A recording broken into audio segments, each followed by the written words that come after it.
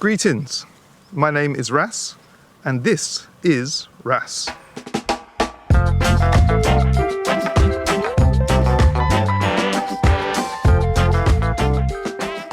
So welcome back to our regenerative food forest here in the foothills of the Sierra Nevada mountains in Granada, southern Spain.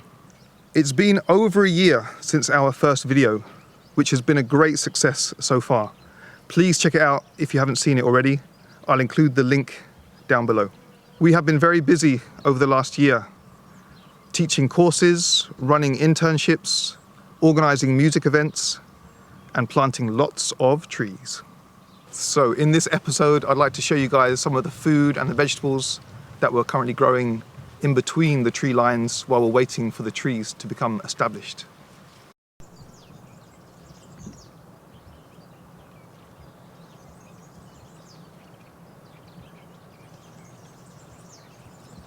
So this is one of my favorite perennial vegetables. I've only been growing it for a short amount of time, but it's become one of my favorites very quickly. And this is called Pigeon Pea, otherwise known as Gungo pea in the Caribbean. I think it's a really good plant for agroforestry systems, for food forest systems. These are only about just over a year and a half old, and some of them are 4 or 5 meters tall already. I've planted these about 30 centimeters apart, and some of the stems have almost become like trunks. It's really good for agroforestry systems because not only does it produce food, but it's a nitrogen fixer, and it also produces lots of biomass, so you can use it as a chop and drop as well to get your whole system started to replenish the soil. So underneath this section of pigeon pea, we've got some sorghum grass, we've got some dandelion, we've got some alfalfa, and a few other things. We've also got this very interesting succulent ground cover. This is called Coleus neochilus. Very interesting herb, quite medicinal. And over here we've got some malva, or mallow as it's known, also a wild edible green.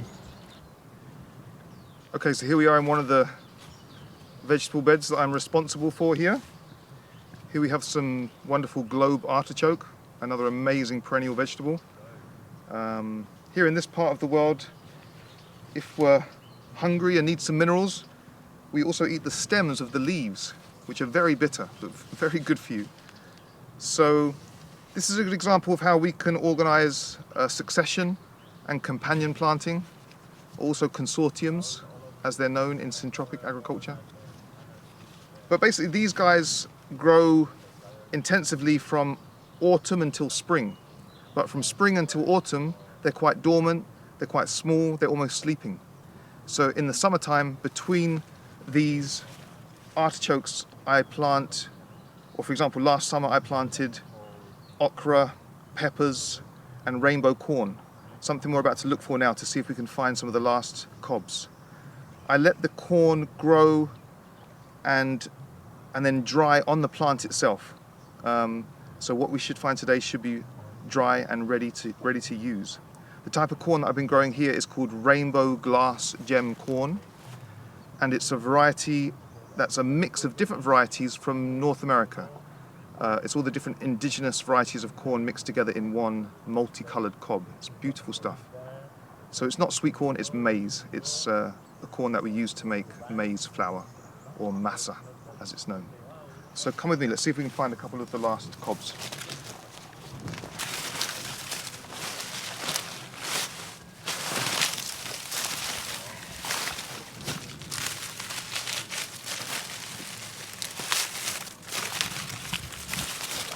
So as you can see, some beautiful combinations of colors.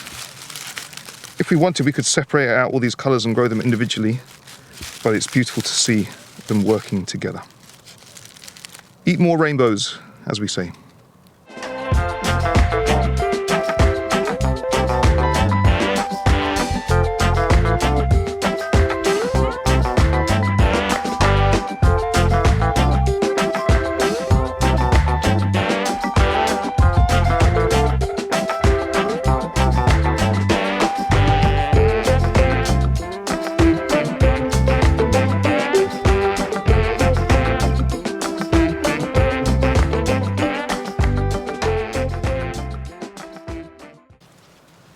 We are currently providing a 5-month internship for 10 students. We have been very busy over the last months planting trees, planting vegetables, planting grasses, pruning trees, taking cuttings, growing mushrooms, saving seeds, all sorts of things. We will be running another internship in 2024 on April the 1st for 3 months. So please get in touch if you're interested in taking part. The details will be linked down below. So even though I'm wearing the same outfit, this episode has been filmed over 3 or 4 months between November, December of 2023 and now January and the beginning of February. Here we are in 2024. So here we are in another part of the garden, and I'd like to introduce this plant to you. This is another one of my favorite perennial vegetables, and this is called Melon Pepino. Sometimes it's also called pera melon. Once again, it's in the Solanaceae family, it's in the tomato family. So don't eat these leaves because they're toxic. So we can see by the flowers here that they're very similar to potato flowers or other Solanaceae flowers. So it gives that good indicator that it's from that family. So the reason we grow this plant is for the fruit. And this is a very young one because it's not quite the right time of year at the moment. And basically, the reason it's called Melon Pepino is because this is too small, but when it gets a bit bigger, if we eat it when it's green and hard, it tastes like a cucumber. But if we let it get about so big and it starts to develop purple stripes and becomes slightly yellow, then it's ready to eat as a melon, and it tastes beautiful and fruity and sweet. So it's not actually a melon, but it's called Melon Pepino because it has that melon flavor. It's a really rampant plant. It grows very vigorously and produces a lot of fruit. It's one of the easiest plants to take cuttings from. I could literally just, throw this on a piece of wet ground on the floor and it will probably root and turn into a new plant. If I actually make a hole in the ground and put it in there, it's almost definitely going to turn into a new plant. So if you've never taken a cutting of a plant before, this is a great one to start with, just because it's so easy. I get probably 2 or 3 of these ripe fruit every day of the summer for at least 6 months. I normally turn them into juice. It's delicious stuff. I really recommend this plant. And once you've got a patch, it's hard to get rid of it. It just keeps on wanting to spread. You can grow it as a climber, you can grow it as a bush. Here I've got it as a ground cover, but I need to chop it back. I need to control it. Here you can see it's trying to take over the pathway. So occasionally I'll come back and chop it and feed it to the trees or feed it to some other vegetables as a mulch, which obviously then turns into soil. So Melon Pepino, yeah, I can really recommend this one. So here we have a patch of sugarcane that I established about 3 years ago when we started the first agroforestry system here. There's green sugarcane and there's also purple black sugarcane in here as well. But we've got more of the green sugarcane. It grows so fast. We chopped all of this down at the end of last summer and turned it all into juice. And already it's growing back like crazy. So even if you don't like sugar, even if you don't grow it for the sugar, just for the biomass, just for the chop and drop, it's absolutely incredible. And obviously we can use the sugars as well to just replenish beneficial microorganisms. There are other reasons that we can use it apart from just the crystalline sugar that we're all used to. So yeah, sugarcane. And basically we can just take a cutting, one small section where there's a line. So that small chunk of sugarcane we can turn into a whole new plant. So this patch of sugarcane could be multiplied many, many times over. Here's another great perennial fruit, once again in the Solanaceae family, in the tomato family. So don't eat these greens, they're toxic. So these have lots of different names. Some people call these Chinese lanterns. The Latin name is Physalis. I think in America they're called Cape gooseberry. But I think originally they're called Inca berries or Peruvian berries.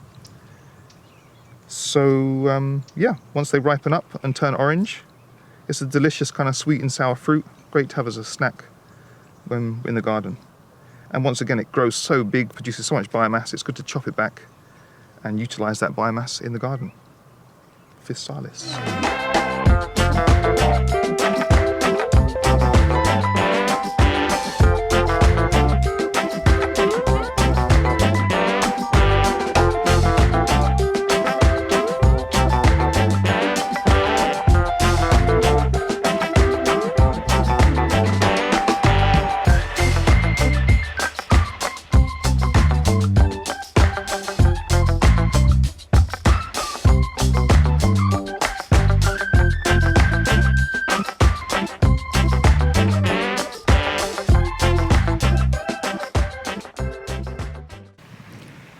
I really appreciate everyone's kind feedback from the first video. But as was mentioned already, I'm not actually the founder of this project. A local friend of mine called Laura came to study with me about 3 years ago. And she was very inspired by regenerative agroforestry. So she decided that she would like to give it a go herself. So we tried to make sure that she knew enough that she could design and implement the system herself. Now, after 3 years of implementation and experimentation, I am very proud of her and what she has managed to achieve here. So I live close by, but I come here to work 2 days a week to help maintain the forest system, and in exchange, I get a small amount of land where I can grow my own food. So here we have some bananas. We grow 2 different varieties of bananas here in the food forest. This is a variety called Burro Banana. And these guys are just sitting here waiting to be split up and planted out. This variety gets to about 3 or 4 meters, sometimes taller, before it fruits. And then once it has fruited, then it dies. And just in case you didn't know, bananas are actually herbs. It's actually a really big herb. I used to think it was a palm or a tree or something, but now I start to realize it's actually one of the world's biggest herbs. So the bit that we eat, the banana, is kind of like an empty berry in a way, like an empty seed pod. So I'll show you the other variety of banana a little bit later on that we grow, which is the Canary Banana, which is much shorter and has much more bananas on each bunch, on each set. But there's another herb that I'll show you in just a second, which proves the point of how this is in the same family as another herb that we call plantain, which is a very similar name to another type of banana that we eat, which is the cooking banana, otherwise known as plátano macho in Espanol, in Spanish. So this is called Minutina, and this is once again in the family of plantain. So here in the wild we've got, I think, at least 2 varieties of plantain that grow, and all of them are edible. They're all very mineral rich, the leaves. But basically, yeah, this is the same family as the bananas behind me. It's just this is the kind of the small European version of the bananas that we have here. And also the seeds of this are also very medicinal as well. So have a look into plantain as a herb if you haven't seen it already. But like I say, it's very similar to the word that we use for the cooking banana, which we also call plantain. So it's nice to put all these connections together and understand how these plants are related.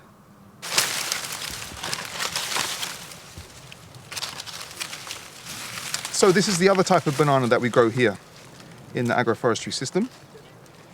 And this is called Canary Banana because it comes from the Canary Islands. They're quite short, fat, very sweet and flavorful bananas. Unlike the Burro Banana. The Burro Banana, I've seen up to like 50 fruit on a set. And this one can produce up to 100 to 200 fruit. And it can get so heavy that it can actually pull the banana down to the ground. Remember what I said earlier on? As soon as it's produced bananas, this actual stalk will die. But it's always producing babies from the floor, from underneath. But if you want there to be good banana production, it's important to separate the babies and plant them out somewhere else to become big plants. And then it means that the mother, in a way, this plant can put all of its energy into producing these bananas. Here we're in, the winter time, so it's not the best time for them to be forming, but they seem to be doing quite well. And I think I'm going to chop off the bottom of this flower soon because it's not producing any more new bananas, so you can put energy into all these little guys. So that's the Canary Banana. Like I said, it normally gets to 1 to 2 meters before it fruits, whereas the other one gets to 3, 4, 5 meters before it fruits. So this is a much more compact banana. Could be good for greenhouses, for example. So this is another perennial green. This is called Sorrel, and it has a very lemony flavor. It's quite high in oxalic acid, like many of the greens can be. We need to be careful with oxalic acid in terms of how much we eat. But once again, I wouldn't eat a whole bowl of this salad green, but I would mix it with other greens. And it's absolutely delicious, beautiful color, that's for sure.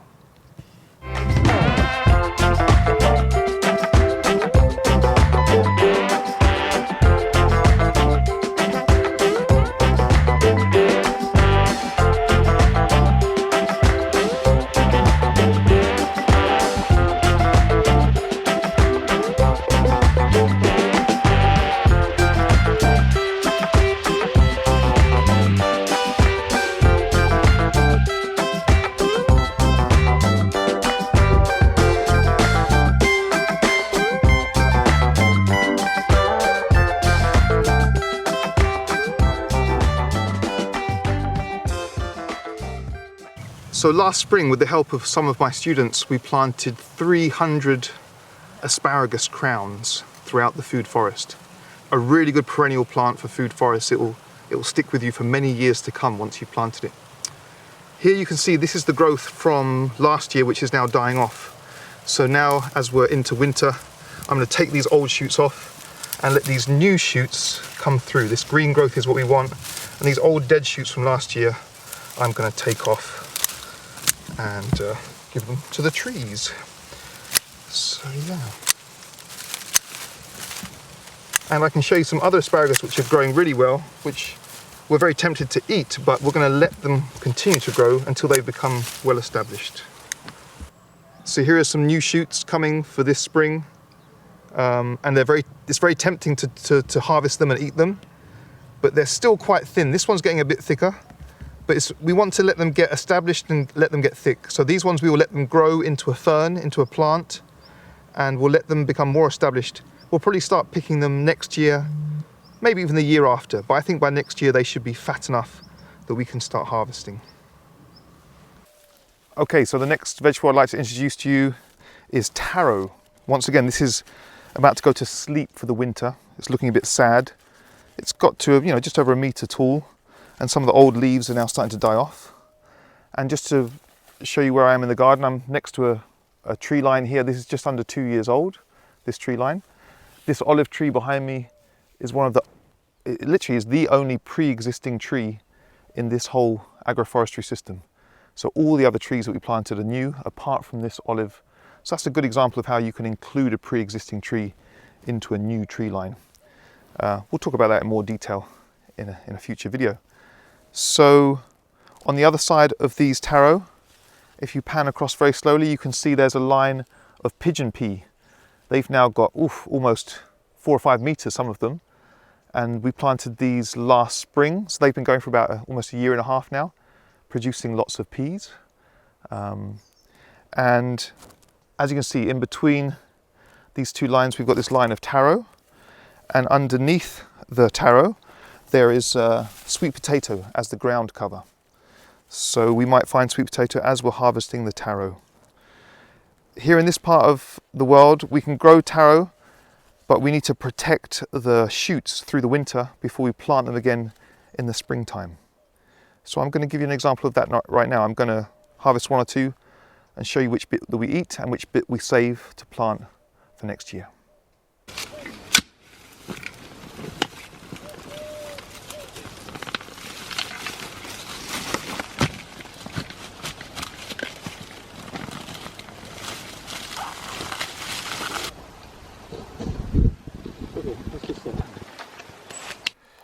So I'm just peeling off the outside leaves here. As you can see, they're very juicy. Here's another one. You can see the actual leaf itself has died. So we're going to peel that one off as well, but we want to make sure we don't snap that central stem. So I'm going to hold it a bit further down now.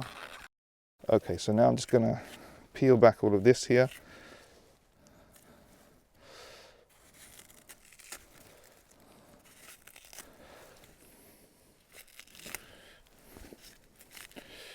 Take these little guys off while I'm here, just to make it easier.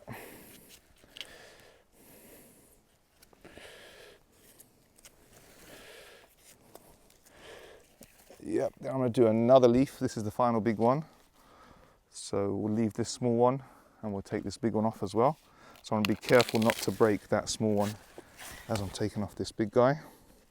Might be easy to use the knife.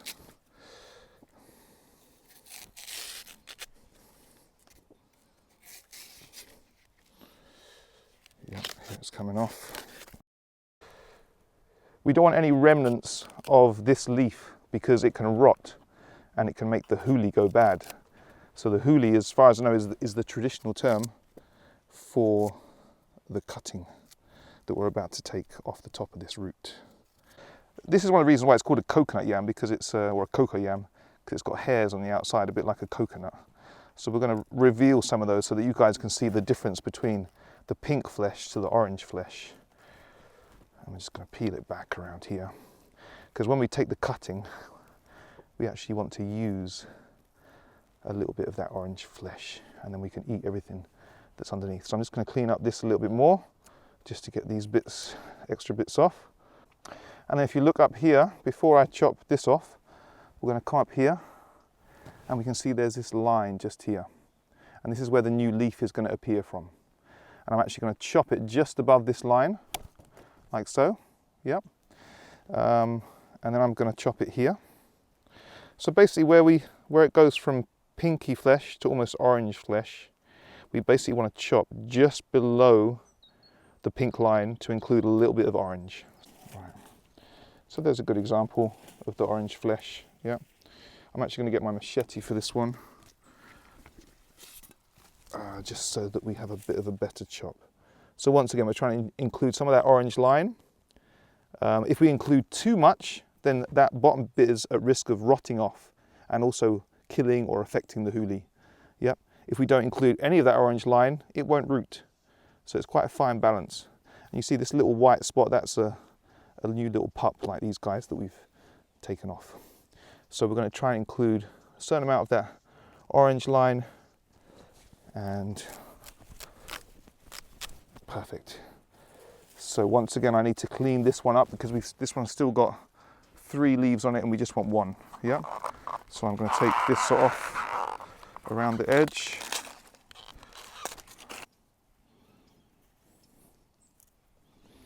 Okay, so once again, I'm follow up the stem and look for this line here. That's where the new leaf is going to come out, and I will chop it just above. Okay, and there we go. There's my huli. They contain oxalic acid, just like rhubarb.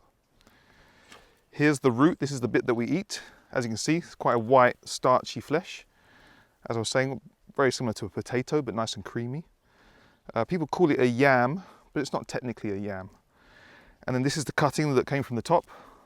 This is what is called the huli, the cutting. So like I said, you can plant roots in the ground, but best is to plant hulis in the ground. We can bury it just up to this line where you can see here as the leaf is coming out. So we don't want to bury where the leaf is coming out. We need to make sure that it can grow. And basically from here to here is where the root will then grow. So the root grows upwards. That's why you want to bury your hulis nice and deep in the ground. So if you just plant roots close to the surface, they're not going to get that big because the roots grow upwards.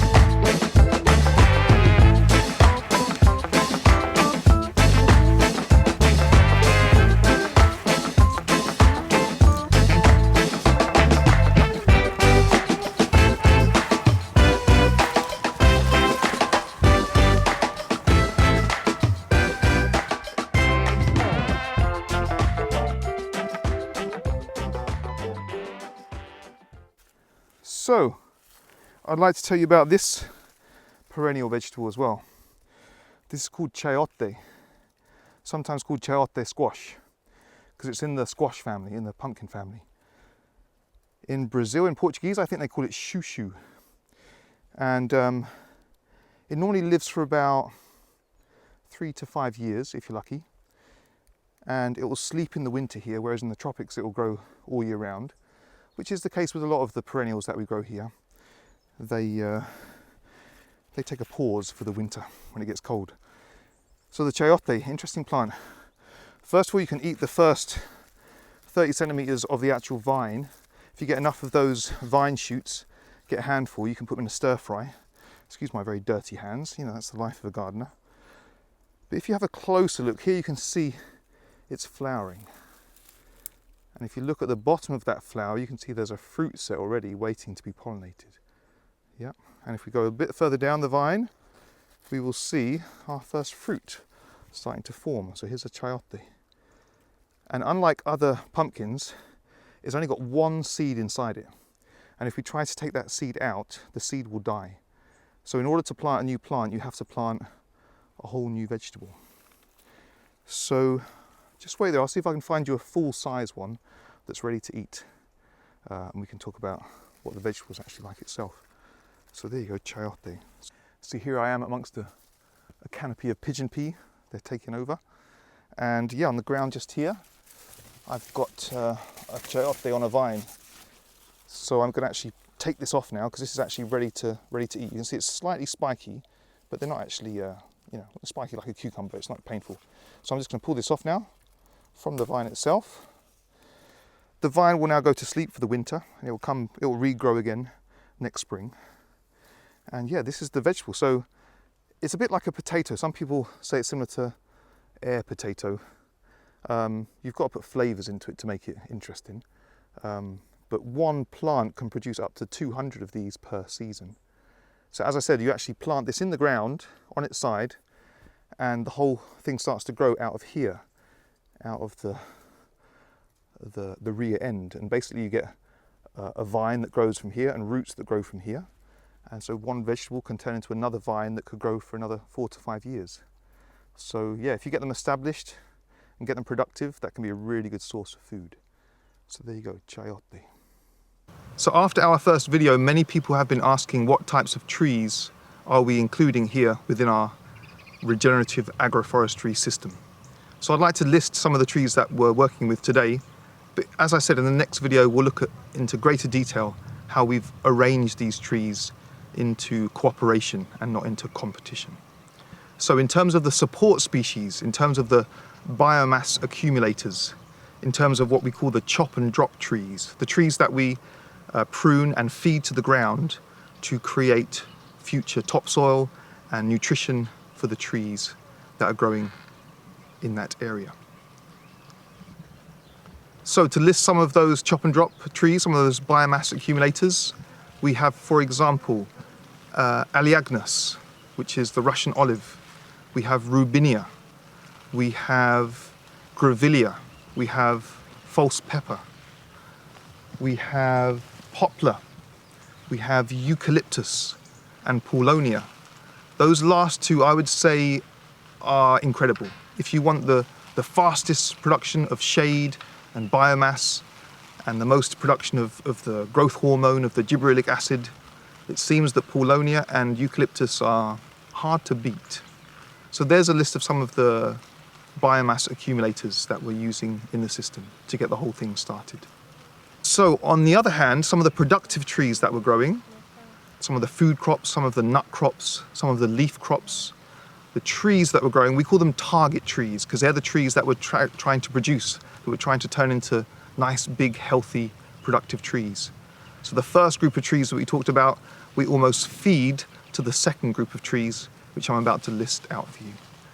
So let me give you an idea of what we've got here in terms of productive trees, or some of our target trees. So we've got ginkgo biloba, we've got hazelnut, we've got bay leaf, we've got avocado, we've got pistachios, we've got apricots, we have got peaches, we've got flat peaches, otherwise known as paraguayos, we've got pecans, we've got walnuts, we've got nectarines, we've got plums, we've got pears, we've got apples, we've got kakis, which is a type of persimmon, we've got almonds, we've got, I'm starting to forget, but they'll all come out. We've got macadamia, we've got pomegranate. We've obviously then got all the interesting tropical ones like the star fruit, the carambola. We've got lychee, we've got guava. We just put in the first mango recently as well. We've got moringa. Oof, so many things. I haven't mentioned them all, but that gives you some idea. So a very large selection of fruits and nuts, and some of the trees where we can also eat the leaves, such as the moringa, or even the white mulberry as well. You can also eat the leaves while you're waiting for the fruit. So as I said, that's just to give you an introduction, and the next video will really help you to understand yourselves which trees you can use and how you can arrange them together to create a food forest of cooperation. So thank you very much for coming along with us today on this tour throughout the garden. Once again, don't forget we have an internship coming up in April, so please get in touch if you're interested, and keep your eyes open for the next videos.